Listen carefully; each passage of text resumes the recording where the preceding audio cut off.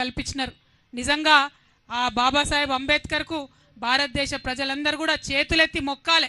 లేకపోతే ఎస్సీ ఎస్టీలకు ఇంతవరకు కూడా ఎటువంటి ఫలాలు కూడా దక్కకపోతుండే. కానీ బాధాకరమైన విషయం ఏంటంటే అదే సందర్భంలో బీసీలలో ఉన్నటువంటి కులాలన్నిటికీ కూడా రాజ్యాంగంలో చేర్చి రక్షణ కల్పించుంటే బాగుండేది. కానీ అది జరగలేదు. మరి అది జరిగి ఉంటే ఇవాళ నేను బలంగా చెప్తా ఉన్నా, మన బీసీల సంఖ్యాబలంతో నేను చెప్తా ఉన్నా, ఆనాడే రాజ్యాంగంలో బీసీలకు రక్షణ దొరికి ఉంటే ఇవాళ భారతదేశం అభివృద్ధిలో అమెరికాను దాటేసి ఉండేది అనేటటువంటి విషయాన్ని మనం ఈ సందర్భంగా చెప్పుకోవాల్సినటువంటి అవసరం ఉంది. కానీ జరగలేదు. జరగకపోగా తర్వాత ఉన్నటువంటి ప్రభుత్వాలు ఎంతోమంది ఉద్యమాలు చేస్తే 1953లో నెహ్రూ గారు ఆనాడు ప్రధానమంత్రి ఉన్నప్పుడు మొట్టమొదటిసారి బీసీల మీద అధ్యయనం చేయడానికి కాకా కాలేల్కర్ కమిషన్ అని చెప్పి వేయడం జరిగింది. పాపం ఆయన పెద్ద మనిషి, మంచిగా చదివిండు, పరిస్థితులు అధ్యయనం చేసిండు, భారతదేశం అంతా తిరిగిండు, 2 ఏళ్లలో రిపోర్ట్ ఇచ్చిండు. అయితే నెహ్రూ గారు ఏం చేసిరంటే ఆనాడు, నువ్వు రిపోర్ట్ ఇచ్చినావు కరెక్టే, 2399 కులాలు ఉన్నాయి బీసీలల్లో అని చెప్తున్నావు కరెక్టే, అందులో 837 కులాలు ఎంబీసీ కులాలు మోస్ట్ బ్యాక్వర్డ్ ఉన్నాయని చెప్తున్నావు కరెక్టే, కానీ దీనికి ప్రాతిపదిక ఏంటిది అని ఒక ప్రైమ్ మినిస్టర్ స్థాయిలో ఆ రోజు ఆయన చెప్పి ప్రైమ్ మినిస్టర్ నెహ్రూ గారు ఆ యొక్క రిపోర్ట్ని ఆనాడు రిజెక్ట్ చేసిండ్రు. ఇది చరిత్ర కాదనలేనటువంటి వాస్తవం అని ఈ సందర్భంగా మనందరం కూడా గుర్తు చేసుకోవాలి. మరి ఇక్కడ ఒక ప్రశ్న నేను కాంగ్రెస్ వాళ్ళని అడుగుతా ఉన్నా. నెహ్రూ గారే కమిషన్ వేసిరి, 2 ఏళ్ళు ఆ కమిషన్ నెహ్రూ కేర్ కిందనే పనిచేసే, మరి ఏ ప్రాతిపదికన పనిచేసిందో ప్రధానమంత్రి గారికి తెలియలేదంటే, ఆ 2 ఏళ్ళు రివ్యూ చేయలేదంటే మరి ఇది కాంగ్రెస్ పార్టీ బీసీలకు చేసిన ద్రోహం కాదా అని చెప్పి నేను ఇవాళ ప్రశ్నిస్తున్నా. ఇవాళ ఇక్కడ మనం ఆలోచన చేసుకోవాలి. 1955లో ఆ రిపోర్ట్ రిజెక్ట్ చేస్తే మళ్ళా 24 ఏళ్ళు ఎవ్వరు కూడా బీసీల గురించి మాట్లాడలే.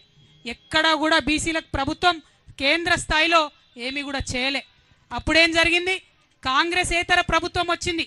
జనతా పార్టీ మొరార్జీ దేశాయ్ గారు ప్రైమ్ మినిస్టర్ అయిన తర్వాత 1979లో బీపీ మండల్ కమిషన్ వేసిరు.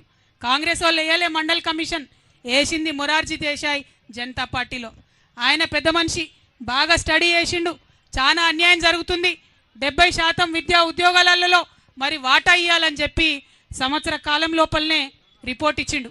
కానీ అంతలోపు ఏమైంది, జనతా పార్టీ పోయింది, ఇందిరమ్మ రాజ్యం వచ్చింది. ఇందిరమ్మ రాజ్యంలో ఏం జరిగింది గొప్పగా చెప్తున్నారు ఇవాళ. ఇందిరమ్మ రాజ్యంలో ఏం జరిగిందంటే మండల్ కమిషన్ రిపోర్ట్ తీసి 10 ఏళ్ళు బీర్వాల పెట్టి భద్రంగా తాళం వేసిండ్రు. తప్పితే ఇందిరమ్మ రాజ్యంలో బీసీలకు న్యాయం జరగలే. ఇవాళ నేను అడుగుతా ఉన్న కాంగ్రెస్ పార్టీని, కాదంటారా ఈ వాస్తవాన్ని? 1980లో మండల్ కమిషన్ రిపోర్ట్ ఇస్తే మళ్ళా కాంగ్రెస్ ఏతర ప్రధానమంత్రి విపి సింగ్ 10 ఏళ్ల తర్వాత వచ్చేంత వరకు కూడా బీసీల గురించి కాంగ్రెస్ పార్టీ మాట్లాడిన పాపాన పోలేదు. ఇవాళ బాగా నోరు పెట్టుకొని మాట్లాడుతున్నారు. మేమందరం బీసీలం ఇందిరా పార్క్ దగ్గర 2 ముచ్చట్లు మాట్లాడుకుంటామంటే నిన్న రాత్రి 9 దాకా పర్మిషన్ ఇవ్వకుండా ఇబ్బంది పెట్టి, ఇక మీకు ఇప్పుడే బీసీలు గుర్తొచ్చిరా అంటారు. చెప్తాం మీ చరిత్ర కూడా చెప్తాం. మీరు 10 ఏళ్ళు భద్రంగా బీర్వాల పెట్టి తాళం పెట్టిరు మండల్ కమిషన్ రిపోర్టు. మళ్ళా కాంగ్రెస్ ఏతర ప్రధానమంత్రి వచ్చినప్పుడే, విపి సింగ్ గారు వచ్చినప్పుడే దానికి న్యాయం జరిగింది. ఆయన అమలు చేసిండు పాపం మండల్ కమిషన్ రిపోర్ట్ని. అమలు చేస్తే ఇక గొప్పగా మాట్లాడే భారతీయ జనతా పార్టీ నాయకులు విపి సింగ్ గారికి ఆనాడు సపోర్ట్ విత్డ్రా చేసుకున్నారు, ఆయన ప్రభుత్వాన్ని కూలగొట్టిండ్రు. సంకీర్ణ ప్రభుత్వం ఉండే, బీజేపీతో కలిసిన ప్రభుత్వం ఉండే, బీసీల కోసం మంచిగా చేసినటువంటి వ్యక్తి ప్రధానమంత్రిగా ఉండడానికి లేదని బీజేపీ ఆనాడు సపోర్ట్ వాపసు చేసుకున్నది. ఇది కాదా, ఇది తప్ప బీజేపీ నాయకులు ఇవాళ ఆన్సర్ చేయాలి. ఆనాడు మరి కాంగ్రెస్ వాళ్ళకు కూడా ఉండే ఎంపీలు, కానీ విపి సింగ్కి సపోర్ట్ చేయలేదు. మొత్తానికి ఆయన ప్రభుత్వాన్ని ఊలగొట్టిండ్రు. తర్వాత కేసుల మీద కేసులు వేసిండ్రు. 1993లో 27% కేవలం ఉద్యోగాలలో మాత్రమే బీసీలకు రిజర్వేషన్ వచ్చింది, కేవలం ఉద్యోగాలలో మాత్రమే. మళ్ళీ 2006 దాకా అంటే ఇంకొక 13 ఏళ్ళు విద్యలో మనకు రాలేదు రిజర్వేషన్. 2006లో మళ్ళా 13 ఏళ్లకు అప్పుడు విద్యలో రిజర్వేషన్ వచ్చింది. అంటే నెహ్రూ గారి రాజ్యంలో అన్యాయమే, ఇందిరమ్మ రాజ్యంలో బీసీలకు అన్యాయమే. తర్వాత రాజీవ్ గాంధీ గారు వస్తే ఇదే విపి సింగ్ గారు నేను అమలు చేస్తున్న మండల్ కమిషన్ రిపోర్ట్ అంటే పార్లమెంటులో 1.5 గంట మాట్లాడతారు రాజీవ్ గాంధీ గారు. మాట్లాడి ఏమంటారు, బీసీలకు రిజర్వేషన్లు ఇస్తే ఈ దేశం విచ్ఛిన్నం అయిపోతుందని చెప్పి ఆనాడు రాజీవ్ గాంధీ గారు మాట్లాడిండ్రు.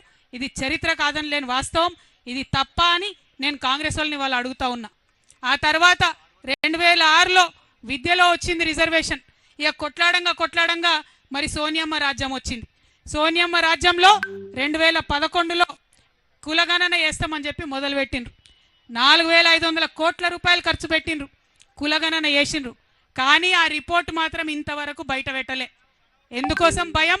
మనం ఎంతమంది ఉన్నామో తెలిస్తే అంత వాటా ఇవ్వాల్సి వస్తుందని భయం తప్పితే ఇంకొకటి ఏమీ లేదు. 4500 కోట్లు ఖర్చు పెట్టి సోనియమ్మ రిపోర్ట్ ఇవ్వకుండానే వెళ్ళిపోయింది. ఆ తర్వాత బీజేపీ ప్రభుత్వం 2014లో వచ్చింది.